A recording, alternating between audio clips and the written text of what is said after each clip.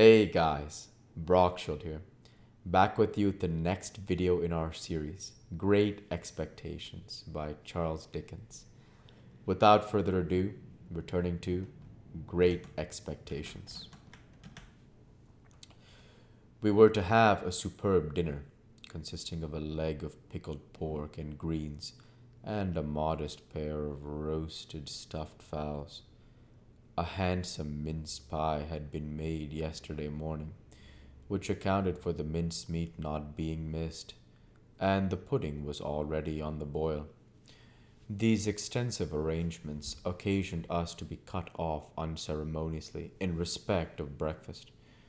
"For I ain't," said Mrs. Joe, "I ain't a goin' to have no formal cramming and busting and washing up now, with what I've got before me, I promise you." So we had our slices served out, as if we were 2,000 troops on a forced march instead of a man and boy at home, and we took gulps of milk and water, with apologetic countenances, from a jug on the dresser. In the meantime, Mrs. Joe put clean white curtains up, and tacked a new flowered flounce across the wide chimney to replace the old one, and uncovered the little state parlor across the passage, which was never uncovered at any other time, but passed the rest of the year in a cool haze of silver paper, which even extended to the four little white crockery poodles on the mantel shelf, each with a black nose and a basket of flowers in his mouth, and each the counterpart of the other. Mrs. Joe was a very clean housekeeper, but had an exquisite art of making her cleanliness more uncomfortable and unacceptable than dirt itself. Cleanliness is next to godliness, and some people do the same by their religion. My sister, having so much to do, was going to church vicariously. That is to say, Joe and I were going. In his working clothes, Joe was a well-knit, characteristic-looking blacksmith. In his holiday clothes, he was more like a scarecrow, in good circumstances than anything else.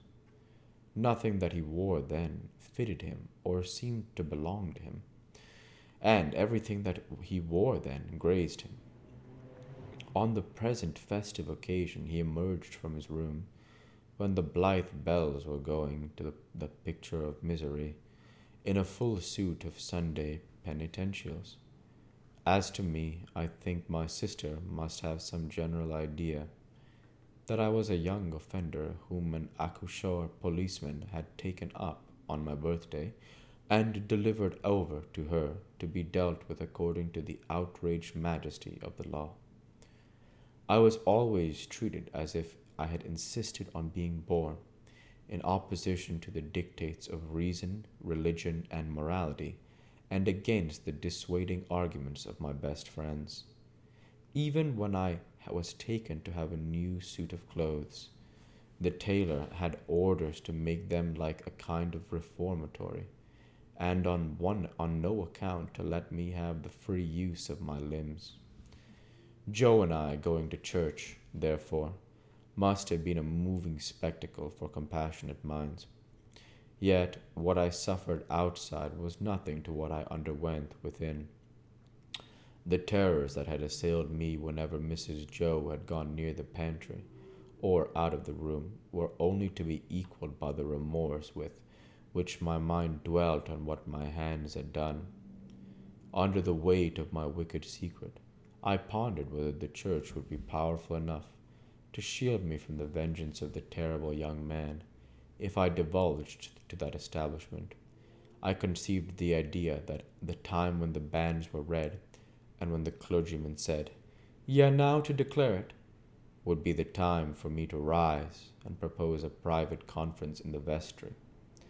I am far from being sure that I might not have astonished our small congregation by resorting to this extreme measure, but for its being Christmas Day and no Sunday.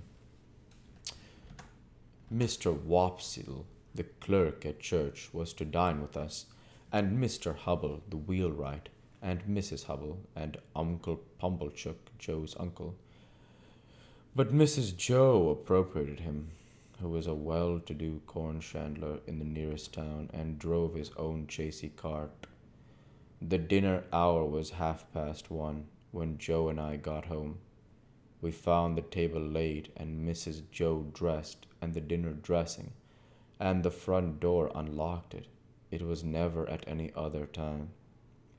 For the company to enter by, and everything most splendid, and still not a word of the robbery. The time came, without bringing with it any relief to my feelings, and the company came.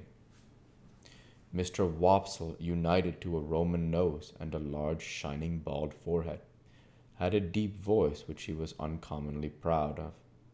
Indeed, it was understood among his acquaintance that if you could only give him his head, he would read the clergyman into fits. He himself confessed that if the church was thrown open, meaning to competition, he would not despair of making his mark in it. The church not being thrown open, he was, as I have said, our clerk. But he punished the amens tremendously, and when he gave out the psalm, always giving the whole verse, he looked all round the congregation first, as much to say, "You have heard my friend overhead. Oblige me with your opinion of this style." I opened the door to the company, making believe that it was a habit of ours to open that door, and I opened it first to Mr. Wopsle, next to Mr. and Mrs. Hubble, and last of all to Uncle Pumblechook. N.B. I was not allowed to call him uncle under the severest penalties. "Mrs. Joe," said Uncle Pumblechook, a large, hard-breathing, middle-aged, slow man, with a mouth like a fish, dull, staring eyes, and sandy hair standing upright on his head, so that he looked as if he had just been all but choked and had that moment come to. "I have brought you, as the compliments of the season, I have brought you, mum, a bottle of sherry wine. I have brought you, mum, a bottle of sherry wine, and I have brought you, mum, a bottle of port wine." Every Christmas day he presented himself as a profound novelty, with exactly the same words and carrying the two bottles like dumb bells.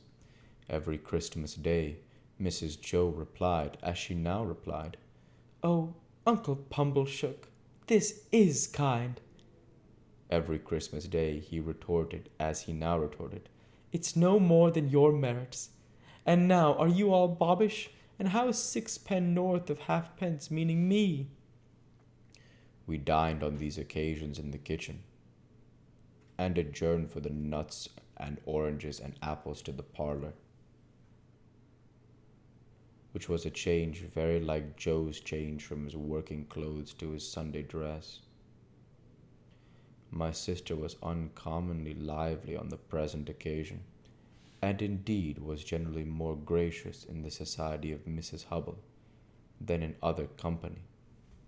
I remember Mrs. Hubble as a little curly, sharp-edged person in sky blue, who held a conventionally juvenile position, because she had married Mr. Hubble.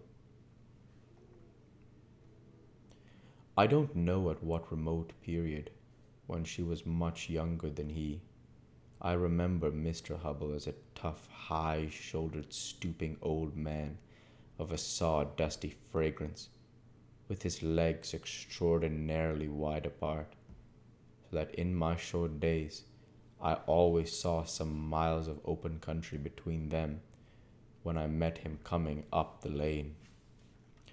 Among this good company I should have felt myself, even if I hadn't robbed the pantry, in a false position. Not because I was squeezed in at an acute angle of the tablecloth, with the table in my chest, and the Pumblechookian elbow in my eye, nor because I was not allowed to speak. I didn't want to speak, nor because I was regaled with the scaly tips of the drumsticks of the fowls, and with those obscure corners of pork of which the pig, when living, had had the least reason to be vain. No, I should not have minded that, if they would only have left me alone. But when they wouldn't leave me alone, they seemed to think the opportunity lost. If they failed to point the conversation at me every now and then and stick the point into me, I might have been an unfortunate little bull in a Spanish arena. I got so smartingly touched up by these moral goads. We'll go ahead and stop there for this week. As usual, I want to say thank you for watching, and I hope you enjoyed. Please like, comment, and subscribe, as it greatly helps the channel. Light be with you all. Take care, and thanks again.